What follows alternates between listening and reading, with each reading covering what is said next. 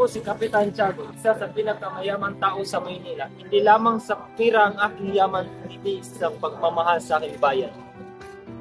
Ang tamad ay hindi dapat nagtitiwala sa kapalaran. Dapat nating pagbutihin ang ating buhay para sa ating mga pangarap.